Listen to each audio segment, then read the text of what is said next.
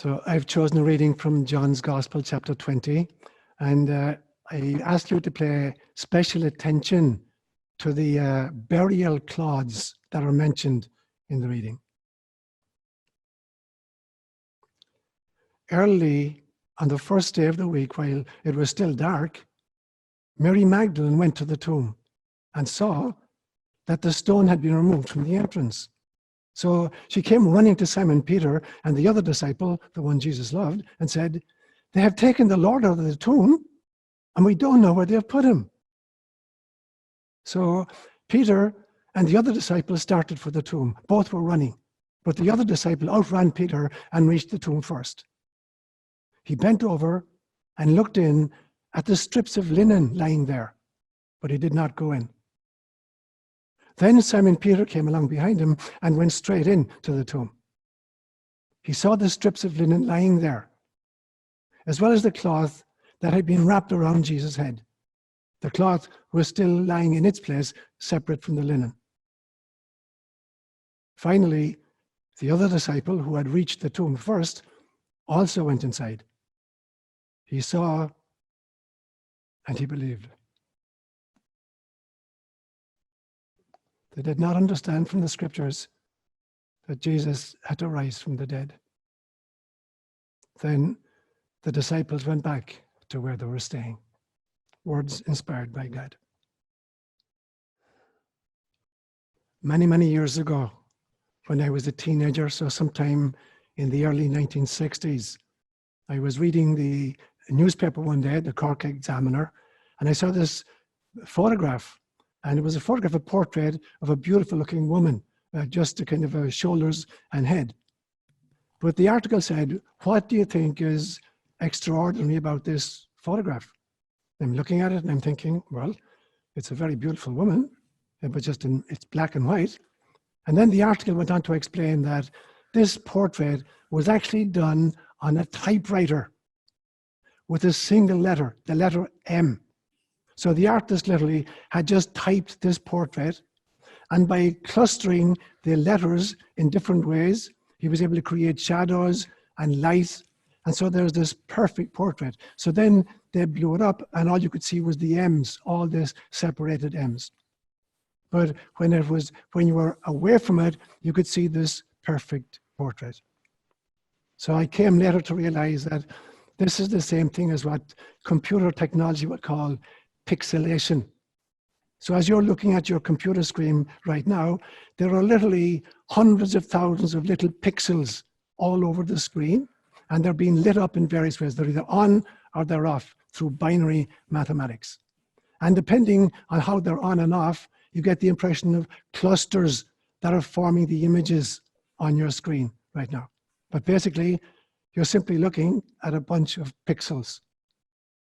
And that's what I want to talk about this morning. I want to talk about the Shroud of Turin, because it seems as if, and I'll go into this in much more detail, that the image on this cloth is actually individual pixels that have been radiated in some fashion.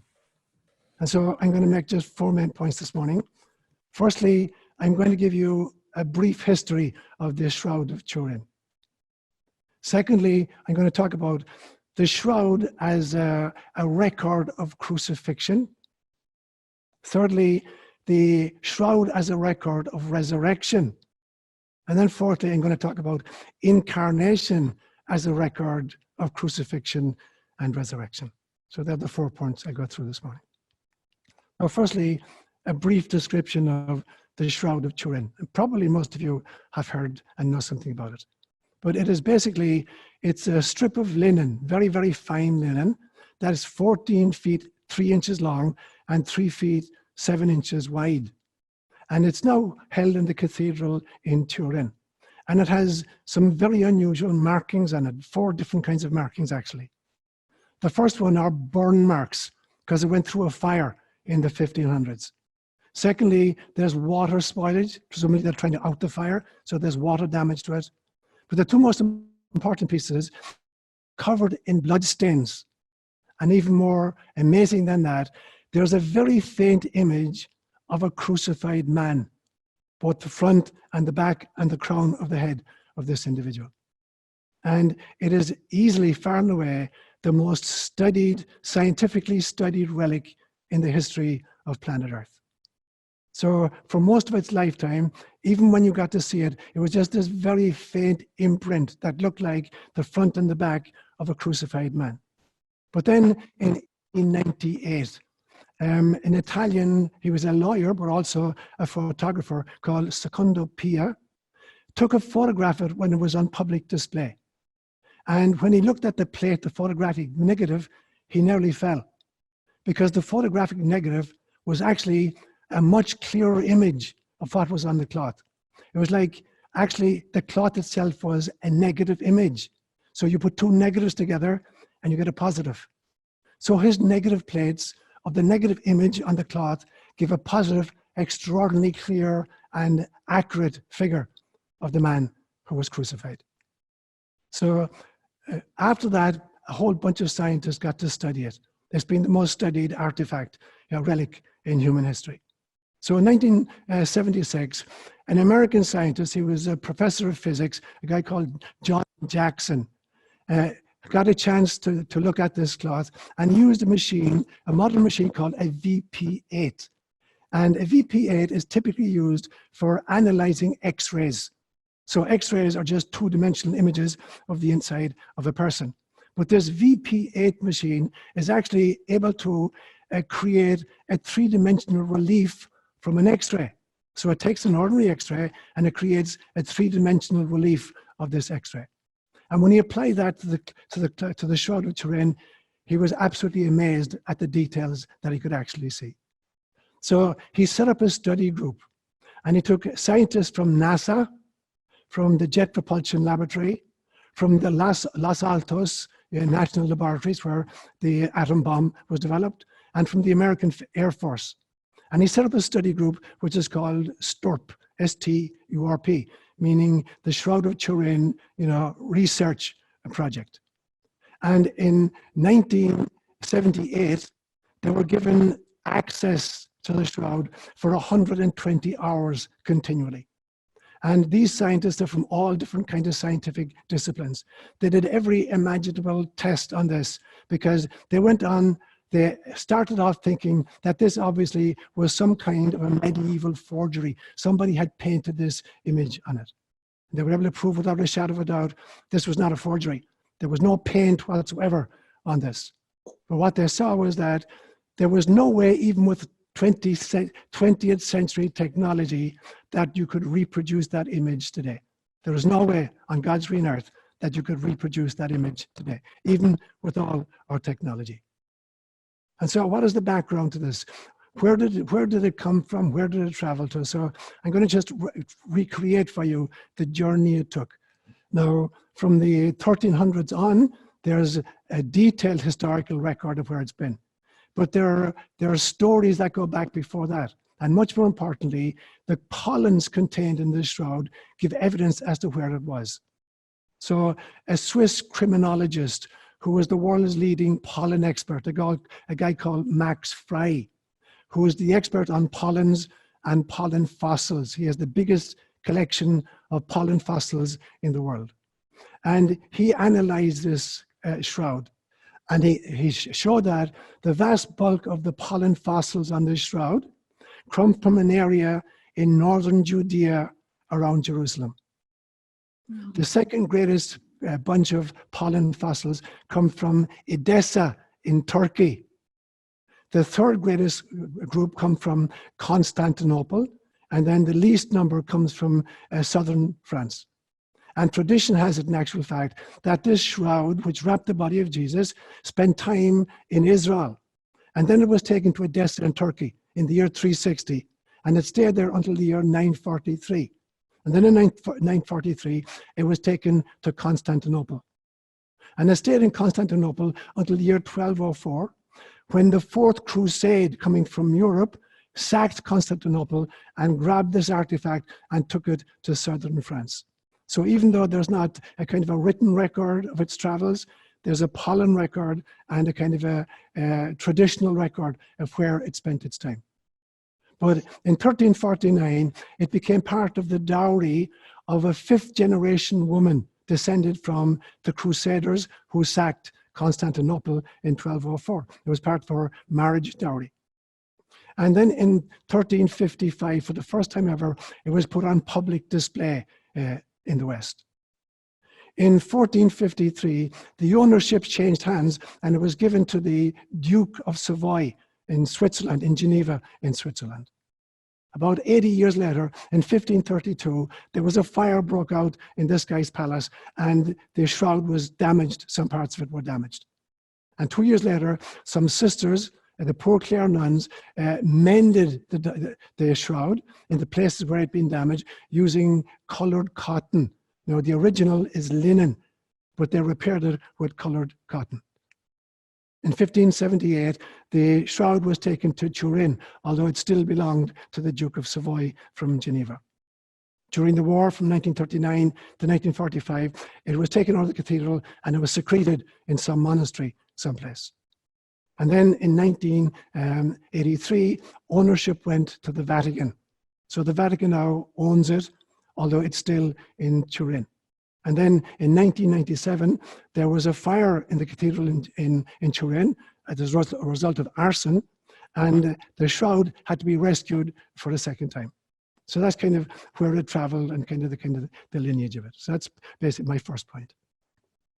Our second point is, I'm going to talk about the shroud as a kind of a record of crucifixion. So extraordinary forensic medical analysis has been done on this shroud. And let me focus firstly on the blood stains in it. And the analysis has shown that it actually contains real human blood. There's real hemoglobin in it, and they have identified what the blood type is. It is AB positive, which is a very unusual, actually, blood type. So it's obvious from the forensic medical analysis that this shroud once wrapped the body of a man who was really brutally tortured and killed. Now, this next few pieces are fairly grim, so I'm just warning you for it. Through this forensic analysis, they could show that on the back of this victim, there are 120 different lacerations that were caused probably by the Roman flagrum, a whip that had three strands to it. And these strands would contain metal and fragments of bone, so that when you struck somebody, it would literally rip off bunches of flesh. There are about 120 places on the back of this individual where the flesh has been ripped off due to this process. And they can tell actually that there were two assailants who were whipping this man, because they're of different heights. These two guys are different heights, so there's a different orientation to the skin lacerations. So they can tell exactly who was hitting from what size. They also saw that there's a hugely deep contusion over one of the shoulders. From obviously he was carrying something really, really heavy that really, really dug deeply into the shoulder. There's also, when they look at it forensically, that the left knee and the left cheek and the side of the left nose are really, really badly bruised, as if whoever was carrying this beam fell and was unable to protect himself to get his hand down in time.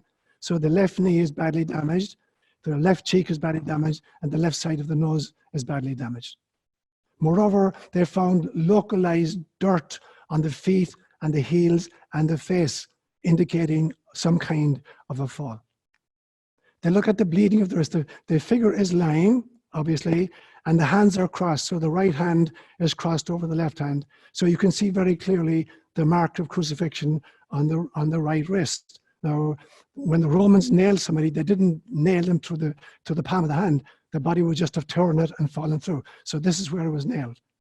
And this is especially all of the nerves that go through into the hand, the fingers, they pass through that area. So putting a nail through that area is absolutely excruciating. And the blood stains flowed, and they flowed. They can see that the trail is from the wrist up towards the elbow, indicating that the blood was flowing when the arms were vertical. So the wrists were above the elbows. There's also a significant wound in the chest area between the 5th and the 6th vertebrae, indicating some kind of a piercing, like a lance or a spear.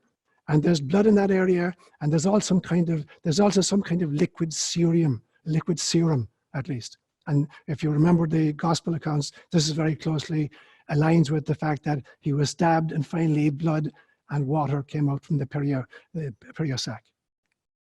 The blood stains show that the body was placed in this linen very shortly after he died, because the blood stains haven't fully coagulated, so they're still seeping into the garment. But obviously, he didn't lie in this garment for a long period of time, because there is zero evidence of any kind of putrefaction. The body didn't disintegrate when it was holding this body.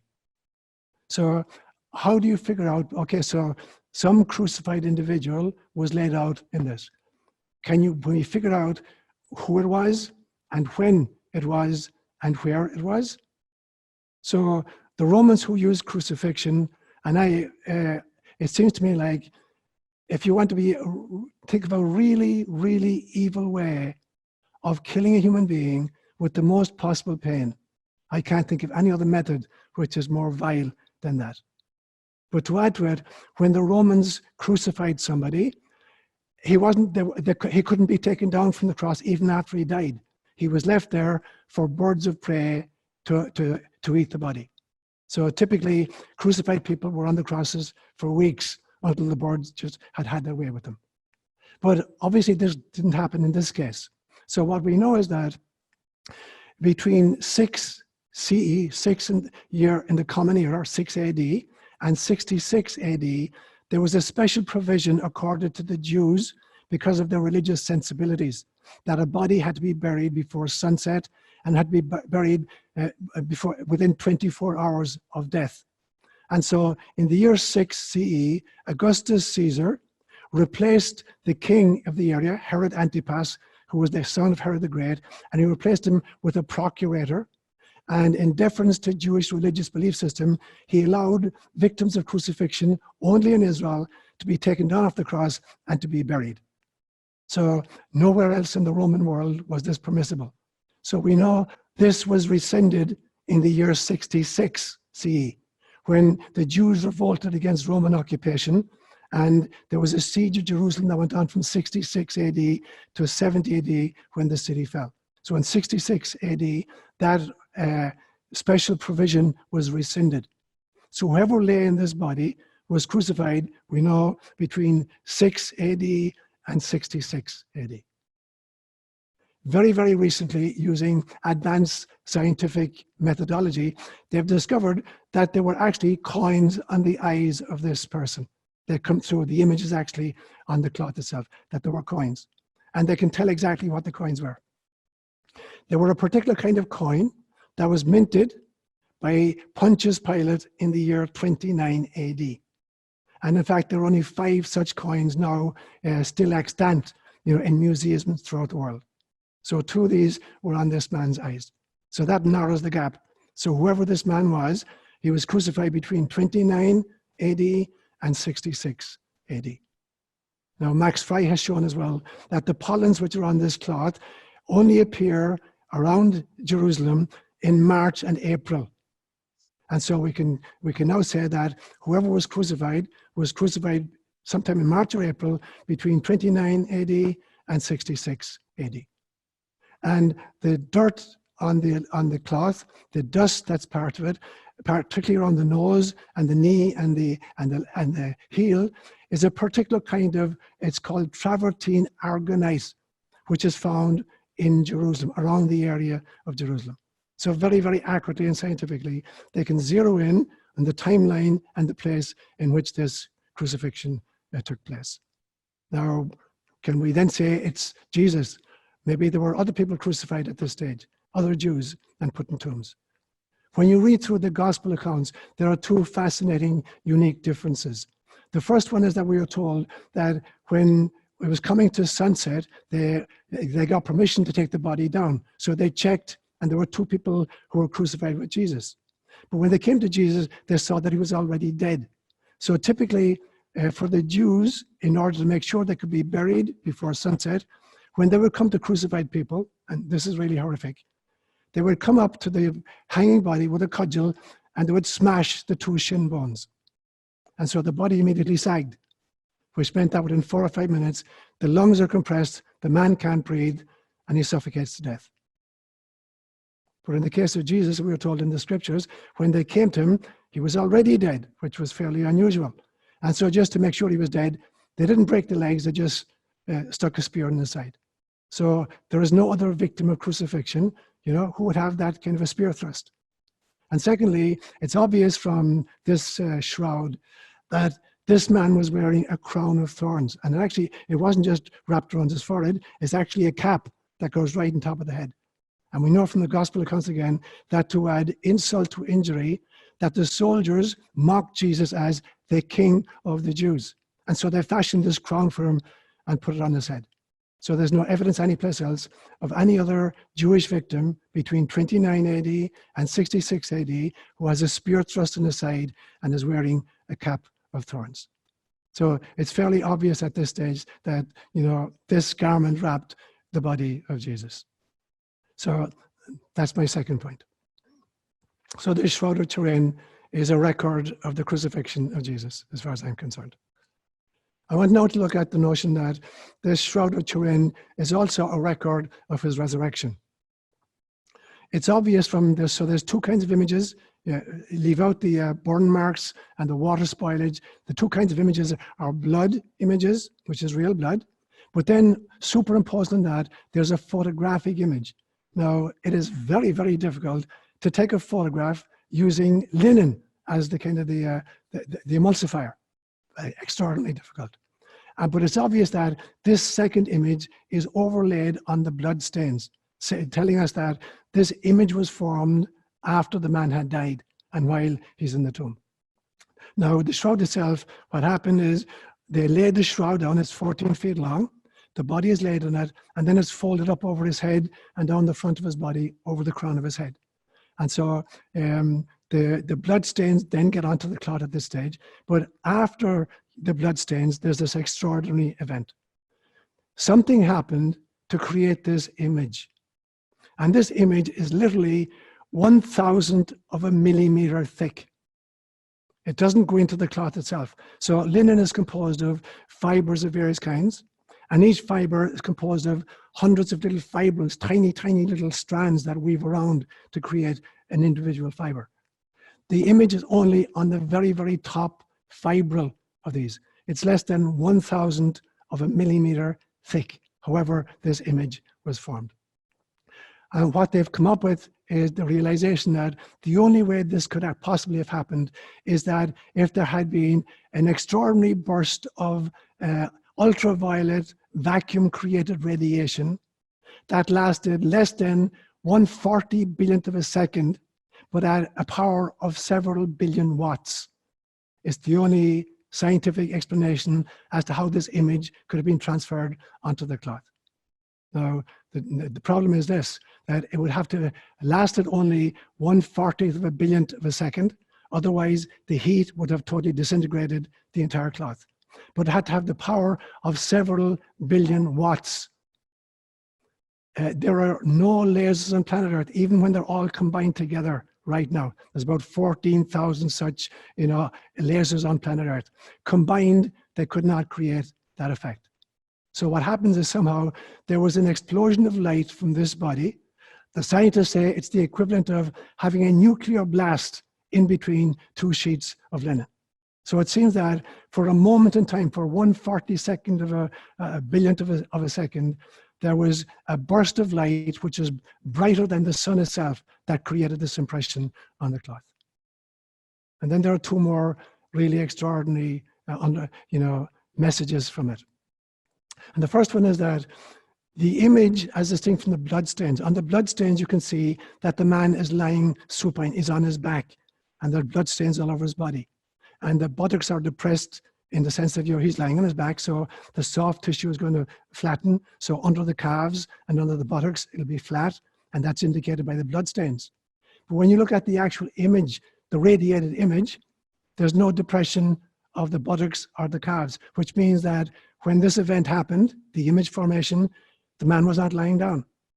He was standing up. And moreover, when you look at the positions of the feet, typically, if somebody is lying down, here's your leg, your feet are sticking up in the air like this. The feet are in this position in this image which means that not only was he upright, he was levitating. He wasn't on the ground. His feet were not out. He wasn't standing on his feet. He was levitating. And so for me, this represents not just the realization that this cloth contained the body of a crucified man, it contained the body of a light being who radiated this cloth in 1/40 billionth of a second with more power than is contained in all of the kind of lasers available to us on the 21st century. That's my third point. And maybe this is the most controversial piece, because it obviously indicates to me that Jesus is a light being. And this extraordinary event is actually recorded on a piece of linen, which is less than 1,000th of a millimeter thick, the image itself. But I'm going to make the claim now that incarnation itself is a record of crucifixion and resurrection for us as individuals and even for the planet itself. So let me look at the individual person. A few weeks ago, I recommended that you take time out and you review your life in 7-year chunks, 0 to 7, 7 to 14, 14 to 21, and that you ask 3 questions of each era. Who are the important players? What were the important events? And what were the important lessons? And if you've done that exercise, I'm sure that you'll have discovered that in your own personal incarnation, that you've gone through a crucifixion and a resurrection perhaps several times in your lifetime. And certainly, if you attended the Good Friday services this year, this extraordinary event that was created by Karen Rubin and by Lawrence, there was some really beautiful sharing. And Patricia Burrell shared her own journey. And she shared the journey of what can only be described as crucifixion and resurrection in our life. So every single one of us, in a sense, we've lived a life in which we too have experienced crucifixion and we too have experienced resurrection. So the truth is that we too are light beings. In fact, we've known previously that there's actually enough photons in a human body, which if it could be released, we don't know how to do it, but if you could release the photons even in your own body, you could light up a baseball stadium at 1 million watts for 3 hours. That's how much light is in you, because you're a light being. And so Jesus Christ is demonstrating to us that we are all light beings when he says something like, I am the light of the world. And then he says, you must be the light of the world. Don't hide your light under a bushel basket. He's not just talking about just going around preaching with a lamp so people can see your punim. He's not talking about that. He's saying that the way you preach mainly is who you are, not what you say. It's the message you carry within yourself. It is the soul. It is the spirit within you. And that is the mission of human beings, to reveal that spirit. That's how we change our world. Now, I think the entire planet itself, I've said to you many times that I believe that planet Earth itself is animated by an extraordinary soul, whom the Greeks would call Gaia. And I've said to you that we know from science that all matter is simply frozen light. Every single solid object, the table you're sitting at, planet Earth itself is basically frozen light. Now, I believe that light creates material. It creates the stuff. And sound creates the form that the stuff takes. So imagine you're a potter. You need some kind of stuff. Stuff is the clay that you take. You take a lump of clay. So you've got the matter, but now you have to create some kind of a form. You're going to make a plate out of it, or a candlestick out of it, or a vase out of it. So there's the stuff, and there's the form it takes. And the stuff is basically frozen light. And the form is always creative sound.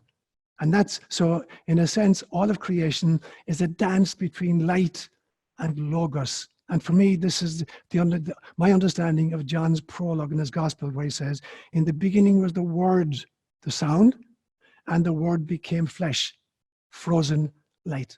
And so the dance of Jesus from the beginning, and the dance of every one of us from the beginning, and the dance of the planet from the beginning, is that light created the stuff, and sound, the word of God, created the different forms.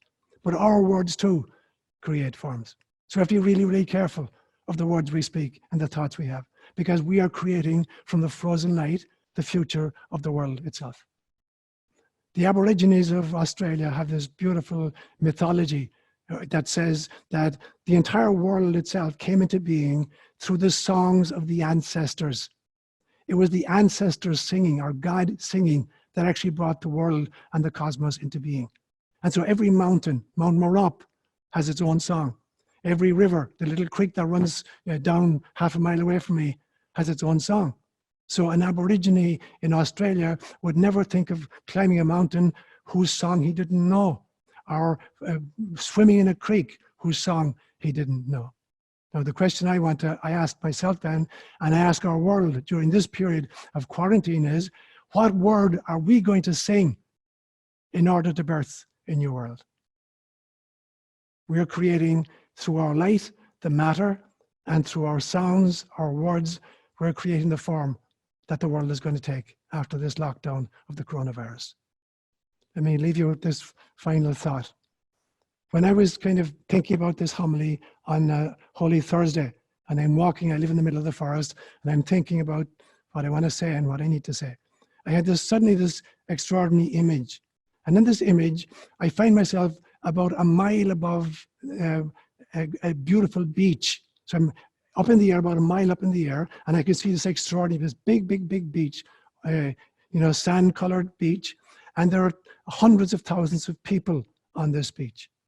And as I'm watching it, some kind of a master choreographer is bringing the people together in various ways. And now I look down, I see two huge big circles.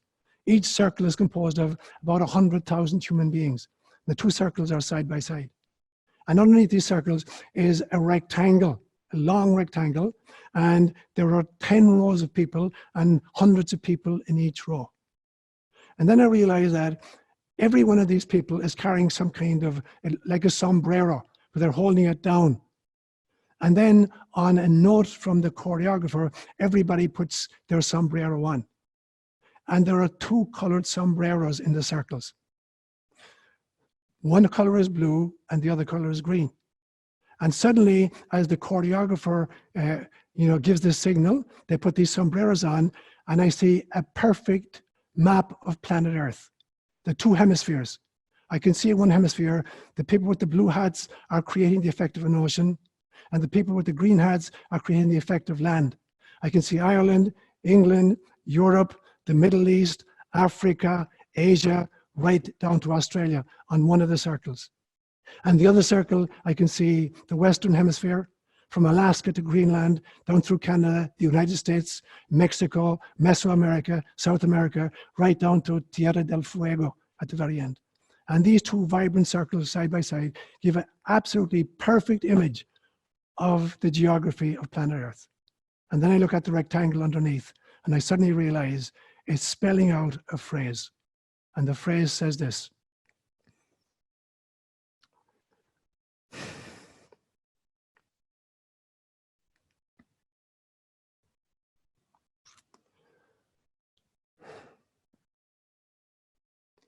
the Word became flesh and dwelt among us. Namaste. We'll now have a Q&A with Father Seán. Can I call on you, Karen, to get us started? I go back to a question that I often have, is that it's this gap between the realization that we are that light and how to internalize that. There's a gap for me between the words and the reality. Sometimes in experiences, there's no gap. So it's just hard for me to understand how to live in the space all the time. Great, thanks. How do we live in that space with that kind of recognition? Okay. If it's not too broad. Yeah. It's not too broad, it's a great question. And part of the problem is that, the churches who've been given the responsibility of nurturing the mystical core of every one of us. All religions start off with a mystical impulse, but they all develop finally, almost always into fundamentalist, orthodox, dogmatic, crozier-wielding people. And so those who had the responsibility of alerting us to who we really were and encouraging us to become that have suppressed it.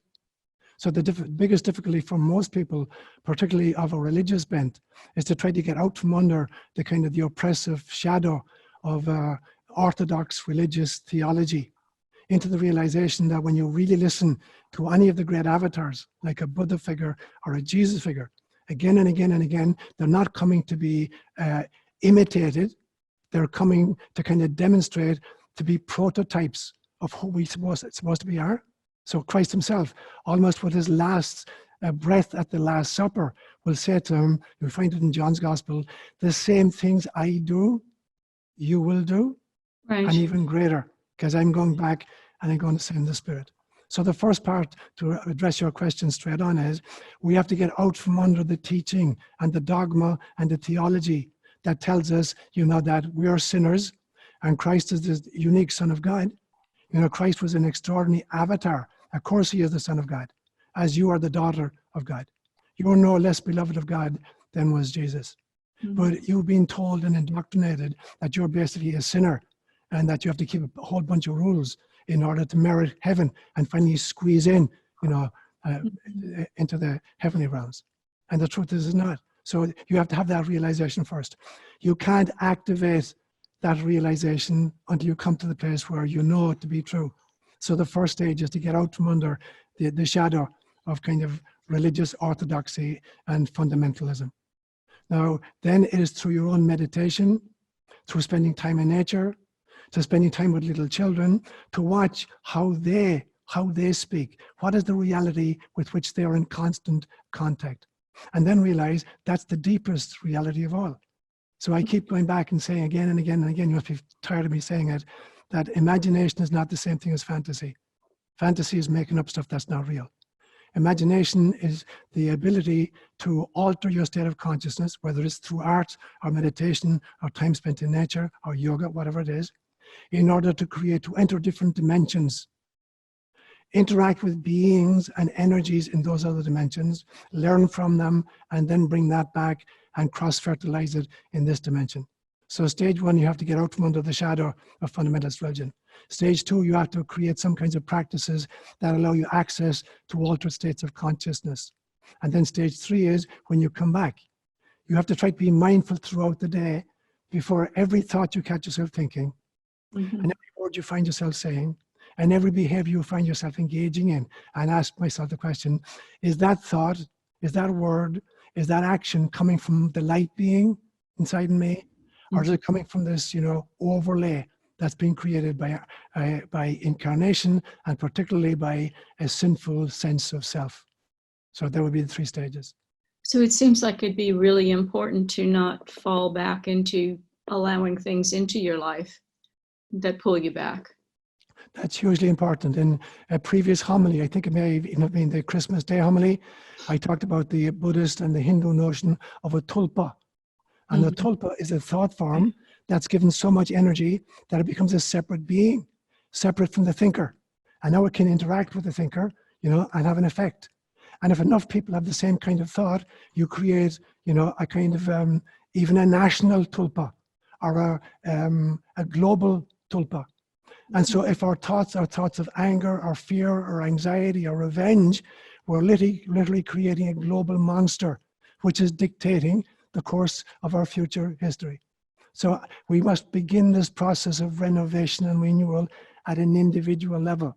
We have to, as soon as I become aware of any thought which is creating anger or unforgiveness or anxiety or depression, I have to immediately replace it with a thought that says, I am a light being, as was Jesus Christ. I came here on a mission to try to, enlighten the planet, the entire species. So to keep checking myself, every thought I have, every word I speak, every action I engage in, is that coming from my light body, or is it just coming from my egoically driven spacesuit? I'd like to call on Patricia for the next question. Ever since I ever heard about the Shroud of Turin, I just knew on my soul level that it really was the image of Christ. And I have articles and photographs and all kinds of things from years back. And I just was going through my file cabinet recently and found them all, put them all together and put them right on my shelf so I can review them. But a lot of the information you gave today is, just confirms that even more, because so many times in articles they were disputing it and just coming up with all different reasons why it really wasn't. But I always knew it was. And this really confirms a lot of this newer information for me, confirms that that really is so. So it's all scientific. I mean, it's proven scientifically. And I think a lot of times those kind of things like that, even a lot of things in the Bible that they talk about that happened supposedly or didn't happen, have been discovered, have been uncovered archaeologically to prove those happened. And so it just, even though all the things you've been teaching over the years having to do with spirituality and cosmologies that you espouse and that so many of us follow and believe in now, where I didn't feel even though I believed in the shroud, I didn't necessarily feel that because it kept getting disputed, it didn't give me what I needed that you're providing. So what I wanted to ask is, why, if this is all scientifically proven, why is this not, being made more public? Isn't it in more mainstream magazines? And I don't know that it would be in the newspaper because they're they don't go that way. But I just wondered why it isn't, with all this information that you have provided today about it. Great question, Patricia. And so, as well as there being fake news, there's also fake science. So I'll give you a specific example. Yeah. There are people obviously who have an agenda about trying to disprove the authenticity of this, that it was a medieval forgery. So you tell me to have forged this person would have had to have knowledge of photography, which wasn't discovered until the 1820s. So we know it existed very definitely in the 1300s. If it had been done with paint, the fibrils would have been touched individually with a brush that consisted of a single human hair, and would have to be done from a distance of 7 feet, because you can't see the image up close. It's like the pixelation. Every single fibril has a dot from this ultraviolet radiation. It would have to be done from 7 feet with a single human hair. There's no matting between the fibrils whatsoever, as if it had been painted. So this forger in the 1400s would have had to known about photography and painted it in the negative from 7 feet away. So it's ridiculous. So in 1988, one group, and there's always people who have a fake science agenda. In 1988, a group of scientists were given access to it, and the protocol was supposed to be the following. They were supposed to take fibrils from 7 different locations on the cloth. They were to go to 7 different laboratories. They were to be carbon-14 tested to establish when the cloth came into being. Instead of that, the guys who took it, I have no idea why they did this, they took a single fibril from a part of the cloth that had been mended by the sisters in the 1500s. They took that one piece, they chopped it into 3 pieces, and they gave it just to 3 different laboratories. And of course, the laboratories came up with a date of sometime in the 1500s. And when they went back in, John Jackson, the guy who founded STURP, this American physicist, went back in, and he showed that, what they had actually, he took samples from sticky tape, that the piece they had sampled was the cotton that the sister had used to repair it in the 1500s. Whether they did that on purpose or not, they didn't give it to 7 laboratories. They didn't take 7 samples from different parts. They took a single sample from one place that had been mended. So this is the kind of fake science that people will employ in order to try to, because they can't accept the spirituality of a phenomenon, they have to find ways to dispute it with their fake science. That's just a typical example. Like to call on John. Seán, I was thinking about kind of talking about light beings, also thinking of energy and light as light, and then also thinking about nuclear fusion and fission, the release of massive energy. Yes. I was wondering if you could kind of comment on that a little bit. So they did some really, really high-level technical study of that exact topic, Johnny. And what they found out was that, it looked like a nuclear reaction happening between 2 sheets of linen. But the problem was that a nuclear reaction creates extraordinary heat as well. So the heat would have to totally destroy this. So the only kind of scientific explanation I came up with was that the only kind of radiation that would have worked, which is called directional vacuum ultraviolet radiation. It's a specific type of radiation in which there's no air involved. It's done in a vacuum. And so heat does not accompany the light. So the light is able to influence the material without there being any heat accompaniment. But even with that, it would have to have been done in 1/40 billionth of a second. And the wattage would have to be in several billion watts. And we can't reproduce that even today. We can't reproduce that kind of wattage. And we can't have that kind of specificity of 1/40th of a billionth of a second of a burst of light that would create that image. We don't know how to. We don't know how to yet. We haven't figured it out. Yeah, but what happened, of course, is that if we are indeed light beings, now it's interesting that there's a similar notion actually in Buddhism.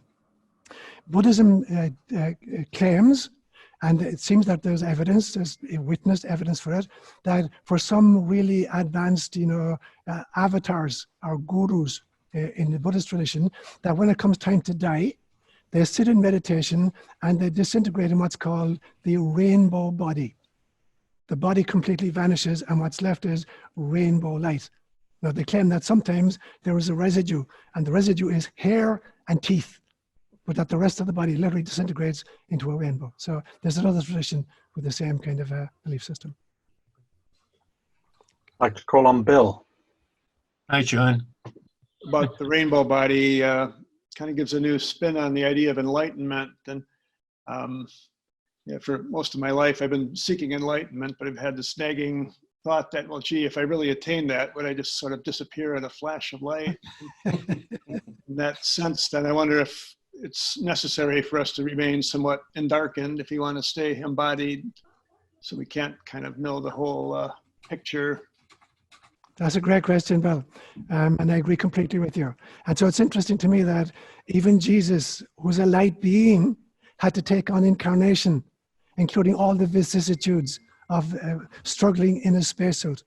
And particularly when I look at his last 24 hours, beginning in the Garden of Gethsemane, where he had the mother of all panic attacks, where he wanted, I want out. I don't think I can go through with this mission. And then finally he says, okay, if it's your will, I'll stay with my contract. So throughout his life, he's subject to all the same kinds of vicissitude as we are, because he totally accepted incarnation. And what he wanted to show is that even within the confines and the limitations of a spacesuit, you can still act as a light being. You can still act with love and compassion and forgiveness. Even in the midst of personal, turmoil and pain, you can still do it. And that's why I think we're fairly safe. It's a fairly safe bet that I'm not going to disintegrate into a nuclear flash in my current lifetime. I have a long, long way to go before that's my exit strategy. But but there's this light contained. So the question I asked myself then is, okay, so I am this light being. I'm in a spacesuit with lots of limitations. I've had my own history of mistakes I've made. I've tried my best. In fact, on my tombstone, I figured I want to put down in Irish, Yinas Moyihil. I tried my best. That's my tombstone. I tried my best. But I made mistakes. And so I'm far from being, an actualized light being. But I like to think that every one of us is a light being, in drag, and that we have to experience, the vicissitude of incarnation. And from that place of limitation, to still think loving thoughts, to still speak loving words, to still engage in loving behavior as individual people, as communities, and as a world species. That's the test. Any light being can be compassionate if they're not limited, by a spacesuit. Bill Freed. Yeah, hi, Seán. I thought I was a deep student of the Shroud until I heard your homily today.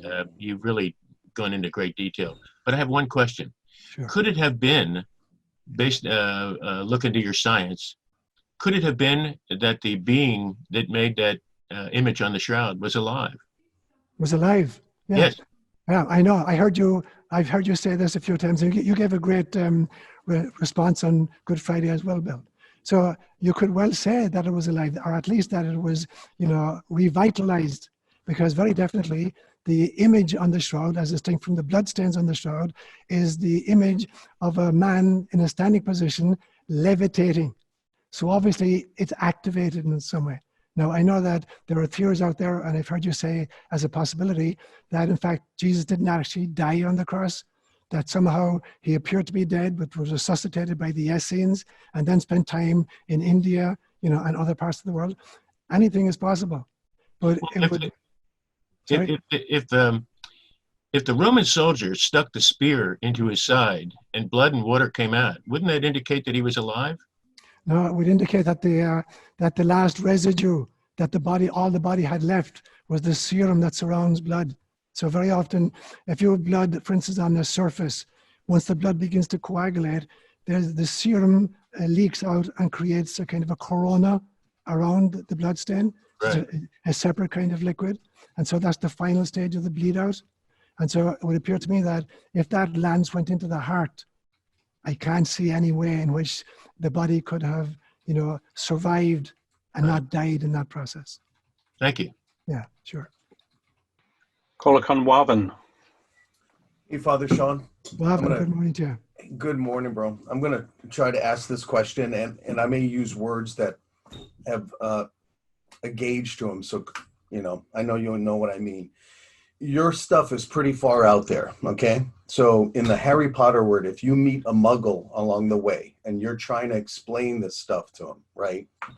And consciousness and vibration of your understanding is here and their consciousness and vibration is here.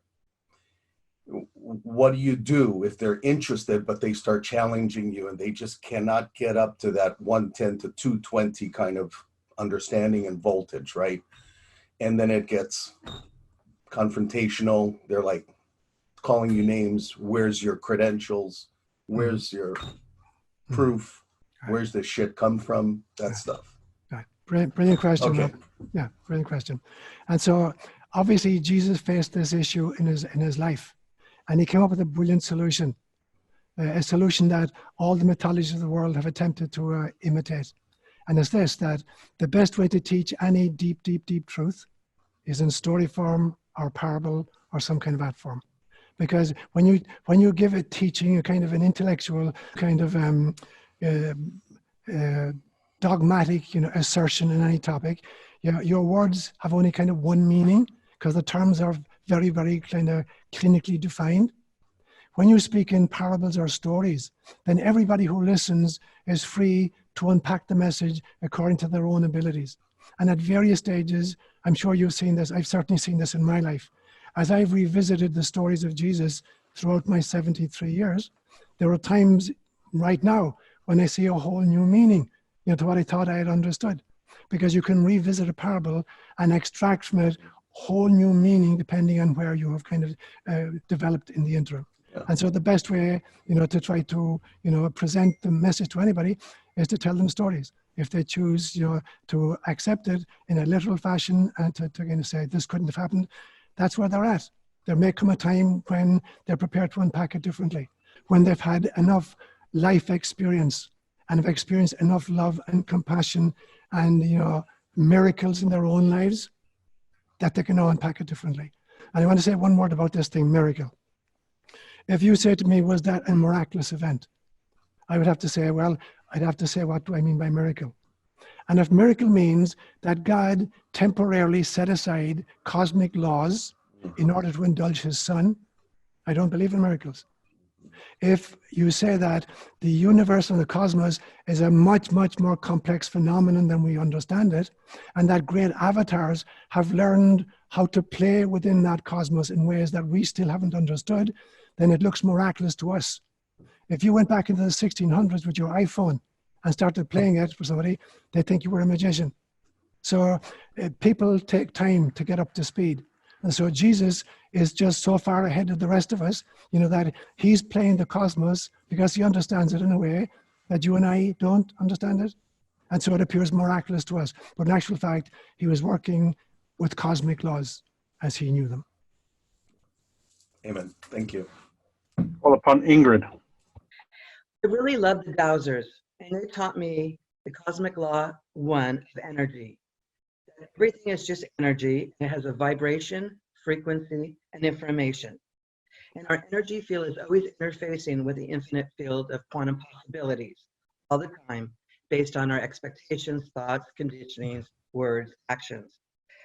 So, we need to lean in toward the altruism and the loving kindness. And I do believe it begins with the self, just to love and accept and forgive yourself. But we can speak to this field. And I started a little practice when I started to learn more about this, just by greeting your day in the morning, saying hello to the universe. I'm here, I'm available, what's going to happen, what's possible, keep me open, keep me receptive. And so I just like to put that out to the day. And at the end of the day, you can just say, well, my day was pretty good or whatever, and thank the day. But there's actually all these possibilities all the time for us to show up as creators of our reality. And I always love that one bumper sticker where it said, practice random acts of kindness and senseless acts of beauty. If you can do those little things in your day, you've made your world and the world a better place. Now, the other thing I really love is, have you ever had your aura photographed done by a UFO expo or a whole life expo, Seán? No, I haven't. You put your hand on the plate, and you put your hand on this metal plate. This photography machine equipment was made in Redwood City, and you get a whole auric field of your light bodies. And it's incredible. I've been getting these pictures done for years, and there's different colors, there's different configurations. Sometimes you actually see an angelic being or maybe an ancestor. And so I'm really fascinated by this technology and what's going to be available in the future. Instead of an X-ray like medical, it's a spiritual kind of X-ray. That's beautiful. That's beautiful, Ingrid. And so I'm sure you're well aware of the phenomenon of Kirlian photography. Yes. So, for instance, if you take a leaf and you take a Kirlian photograph of a leaf and you see an energy field around it and you cut a piece of the leaf, the energy field still exists for a period of time. And so Hinduism was telling us that, 4,000 years ago, that there's a physical body, there's an etheric energy body, there's an astral body, there's a mental body, there's a psychic body, there's a soul body, and there's a cosmic body. And so for me, the physical body is simply the printout of an online program. So you go to the computer and you type up a document, and it exists as just a whole bunch of zeros and ones, literally, just a Boolean algebra, that's all it is. Now you print it out and you've got hard copy in front of you. And so the physical body is simply a printout of the etheric, but the etheric continues. You still have it on your computer. So if you had the ability to access the etheric, you could see your energy template, including your aura. And so I have no doubt whatsoever that future technology will allow us to see those very different levels of body. And particularly, it has two benefits. The first one, the healing possibilities. You can trace an illness to its actual ultimate origins, because a lot of injuries do not just begin, physical symptomology. So we could figure that out. And secondly, by accessing deeper and deeper levels of ourselves, we're more and more in touch with the same level in other people. It's very difficult to believe in entanglement theory when you've got 7.5 billion human beings, all apparently separated now in their own homes. At an etheric level, it's less of a stretch to believe that we're entangled. At an astral level, even less. At a mental level, even less. At a psychic level, less still. At a soul level, less still. At a spirit level, there's no doubt whatsoever that we're totally just one being, manifesting in various guises. Thank you. I'd like to call upon Christina. So I am just wondering, what happens to our light when we're no longer here? Do we turn into spirits, or what happens? That would be my first question. Sure, great question. Great question. So light is an emanation from source. So if we've finished our journeys, our many incarnational journeys, we don't need any more to be individual kind of photons of light. There's only the source itself, and sources beyond light. Source is what produces light. So a source itself is not just a whole bunch of photons squished together that then get kind of sent off into various kind of packages that we call human bodies.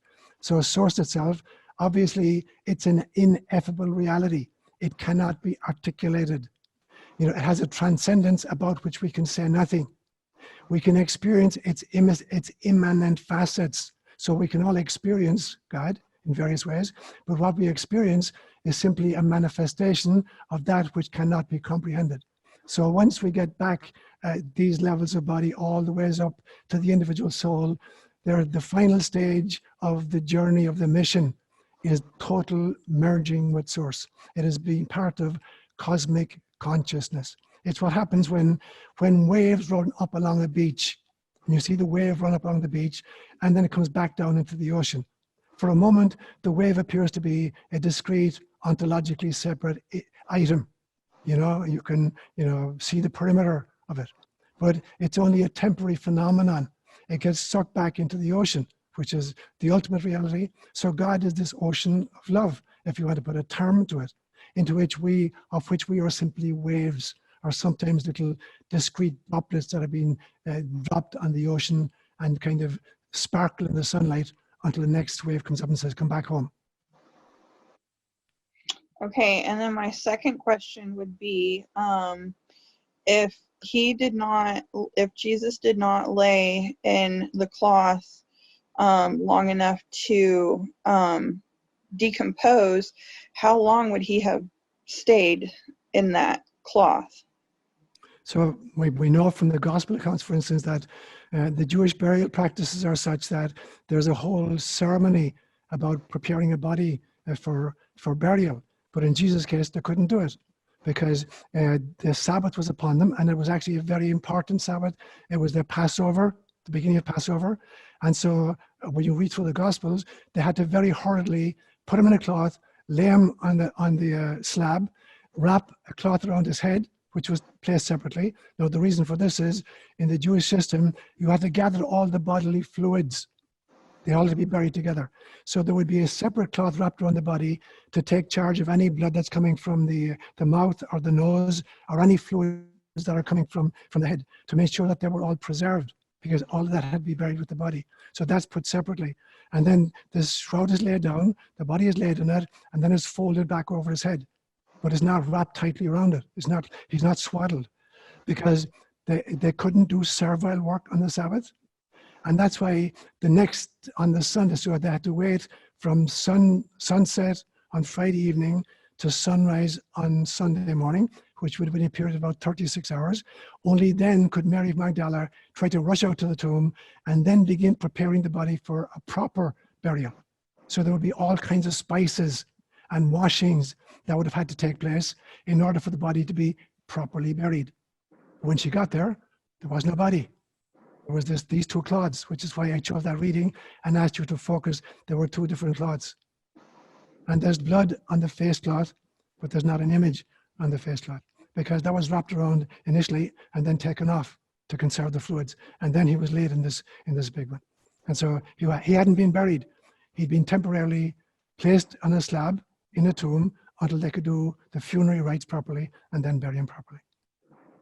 Call upon Jenny and Dirk, and you need to unmute. Hi, Seán.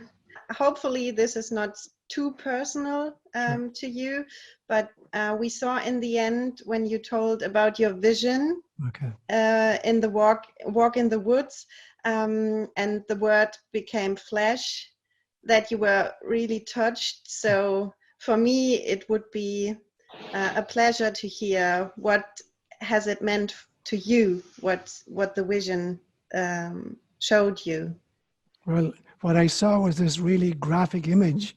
In some senses, it was a kind of a 21st century pixelization, that some great choreographer had assembled hundreds of thousands of people, put them in two circles and in a rectangle, and then created an image of planet Earth by just literally having some pixels wear green hats and some pixels wear blue hats. So you got the ocean and the land.